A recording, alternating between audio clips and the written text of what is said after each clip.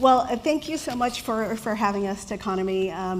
We've been to a number of Techonomy events, and we're excited again to participate in this particular Climate Week, New York City. So I'm Erica Chan. I'm head of sustainability at U.S. Steel, actually a newly created role that was done in 2022.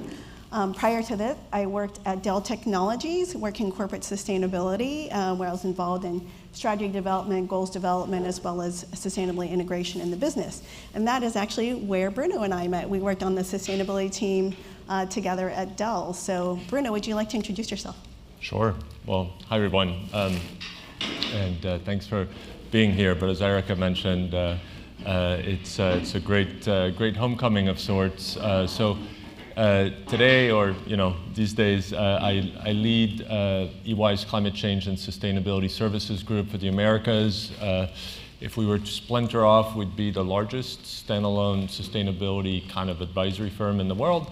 But we're actually not splintering off, and we're actually a very small, about less than 1% of a much larger firm that is EY, that does a lot of other things that actually intersect with a lot of the sustainability agenda now, from financial accounting and reporting, kind of tax-based equity and financing, and so on. And before that, as Erica mentioned, spent about a decade or so in the corporate sustainability space at Dell. Spent 3 years as the chief sustainability officer at NRG Energy, so spent quite a bit of time thinking about power and emissions related to that. And then a couple of years in the standards world, I was president of CDP for North America. For any of you who've had to complete a CDP report before, I'm sure this is bringing a smile to your face. They might be first for you, Bruno. But anyway, great to be here. Yeah. Well, thank you for being here, Bruno. So we're going to start out with a little bit of Q&A, so a little bit of interaction. Unfortunately, there are no prizes to be given out for correct answers. So we're going to start off with, what is the world's most recycled material? Paper, aluminum, or steel? Anyone? Oh, I heard an aluminum in there. I heard lots of steel, so yes. So if you answered steel, you are correct. So 630 million net tons of steel are recycled annually. In fact, steel is infinitely recyclable. You can recycle, old washing machines and cars and anything that actually contains steel into a newer version of itself. It doesn't degrade. There may be impurities that have to be sorted out, but it can be recycled infinitely. All right, Bruno, I'm going to turn it over to you for the next Q&A. All right.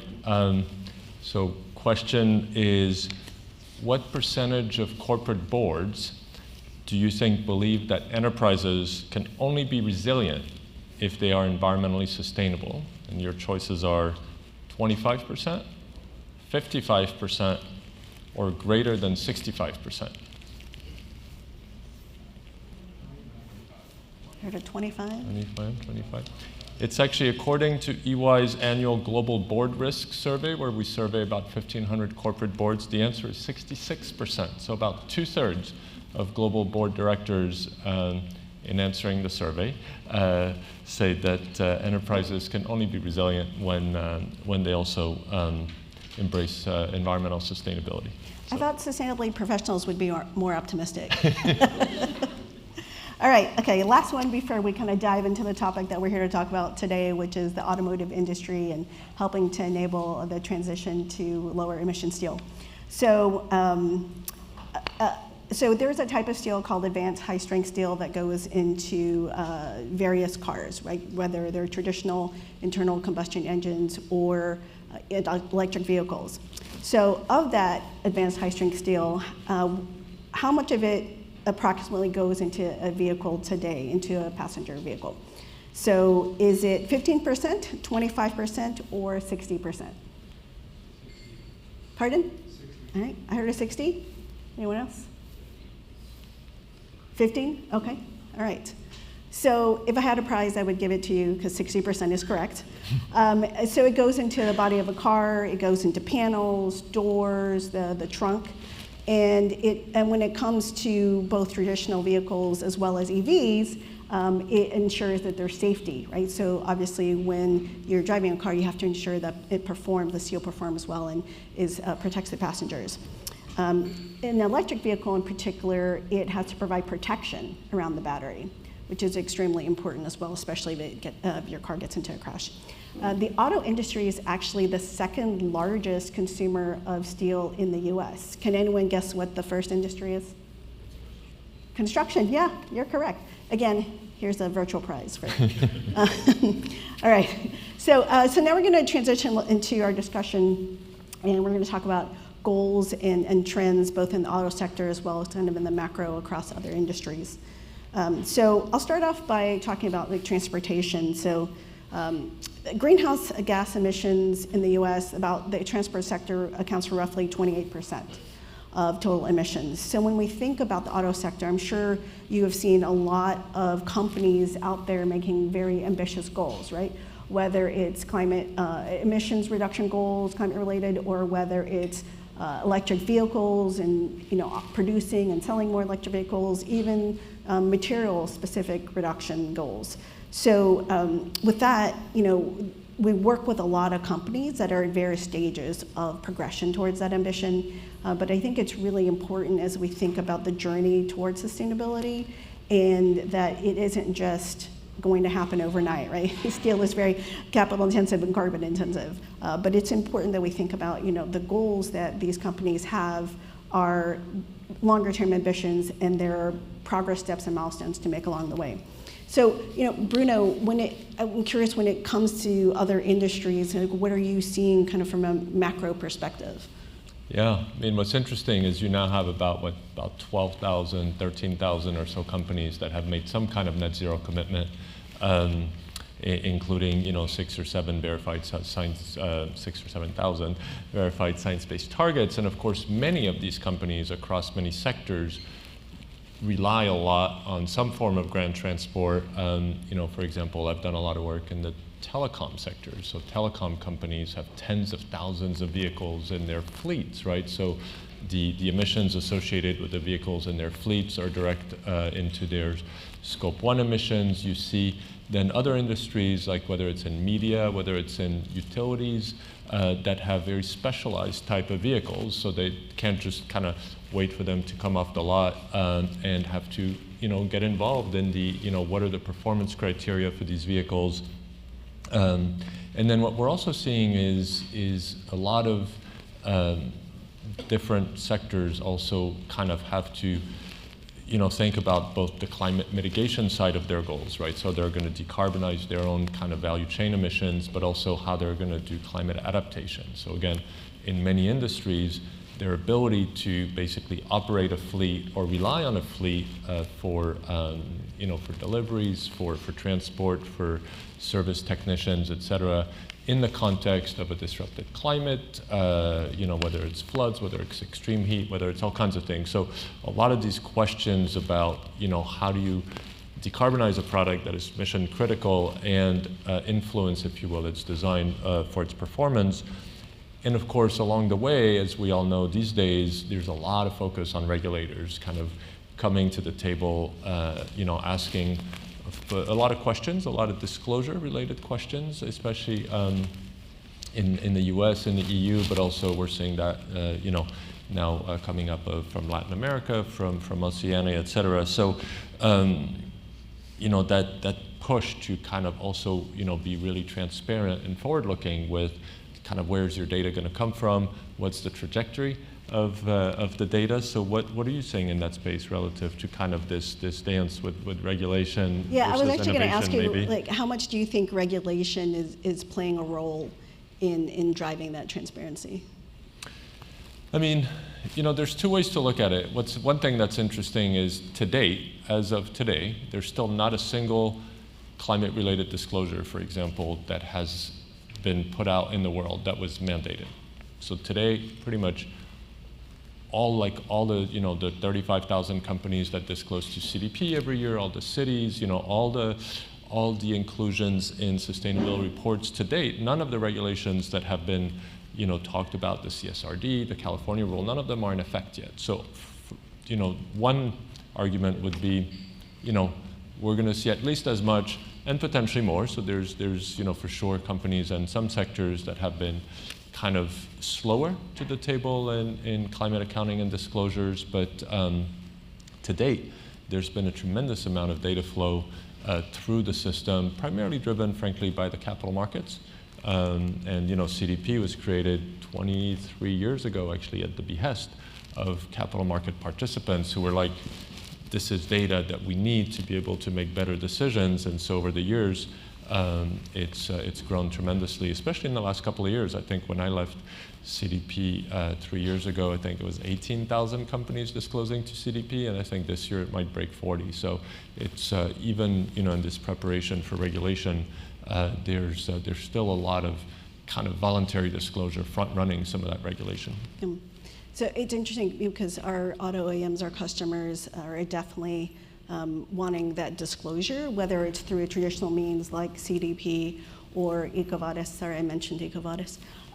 So there are a lot of platforms out there that are driving this need for transparency. I will say, if I had $1 for every customer request for data or transparent disclosure, I probably would not be sitting here today. I'd probably be on a beach in Hawaii somewhere. But it's important because I think there is both the stick approach, right, the regulatory approach that is driving the transparency, but I think simultaneously there is a desire on a more voluntary basis to gather this data because you have to measure your progress, right? They have all these goals, right? So they have materials goals, so lower emission footprint steel, and in order to do that, they're approaching it in different ways. Some are using platforms like CDP, some are using environmental product declarations, and others are using Excel spreadsheets and sending those to us. But I think the key point is we've definitely seen an increase in the amount of requests for transparency disclosure from our customers, and I think that's a good thing though, because that if we get to a stage where we're able to sort of compare apples to apples across the industry, I think that's really important. Because when we think about transparency and measurement, there's so much happening in the steel industry. There's a lot of fragmentation in terms of how people account and report on their emissions. There are different standards. SBTI actually created a steel sector specific guidance. And so, we've been looking at that as well to see, can we get to a place that provides the customer the data they want, but at the same time is comparable across other peers. And I'm actually also happy to report that yesterday we announced that we achieved the world's first ever sustainable steel through Responsible Steel. So it's a steel certification, and so it's actually official certified steel. And I met, the gentleman who I can't remember who was speaking just a little while ago, and he said, oh, so it's kind of similar to FSA for forests, right? And I said, oh yeah, it kind of is. But it's just so early in the stage. So we're really excited because with Responsible Steel, the standard is very rigorous. It covers 13 principles across environmental but also social aspects. And a large part of that is responsible sourcing. And so I think that is a very important part as we think about how we work with suppliers, especially in the auto space. And then we think about we take a step back, how are companies in general working with suppliers across their value chain to decarbonize? Yeah, and I think this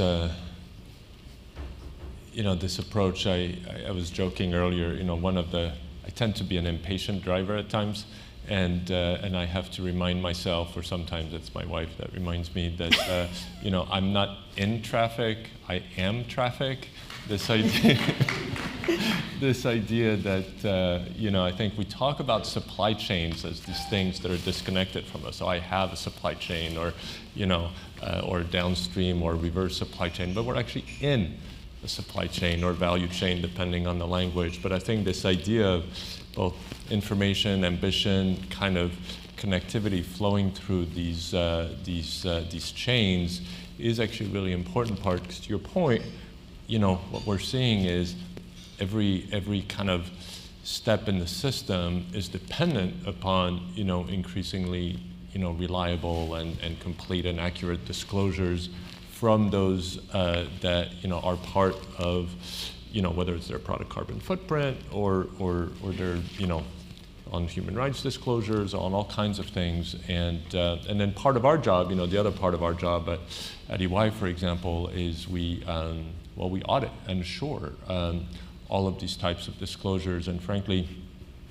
these days, a decent number of companies, for example, get their greenhouse gas emissions assured, at least on the scope 1 and 2, but scope 3 is still, relatively disparate. And then when you look at now something like the CSRD across, the 12, ESRS standards, all requiring limited assurance, or you see now Brazil having put out their, basically ISSB based on S1 and S2, requiring reasonable assurance out of the gate, which is, for those of you who aren't fortunate enough to work in the world of financial accounting and assurance, is basically the same level of assurance that you have to do on audited financial statements. So, and frankly, like nobody has been getting reasonable level of assurance on like an entire report, let alone parts of the report, even like their greenhouse gas disclosures. So that level of rigor, combined then with, if you will, the demand that is continuing to increase on this flow of accurate, reliable, comprehensive data, I think is causing everybody to improve the management systems necessary to then make decisions like the ones you were making or talking about with your responsible steel certification. So that's terrific. Congrats. Thank you, appreciate it. I can't take any credit for it. It was a whole exhaustive team at US Steel that went through this effort, but we really are proud of this achievement. I think it's a good step forward in trying to raise the bar, and rising tide floats all boats, so we're hoping others will follow.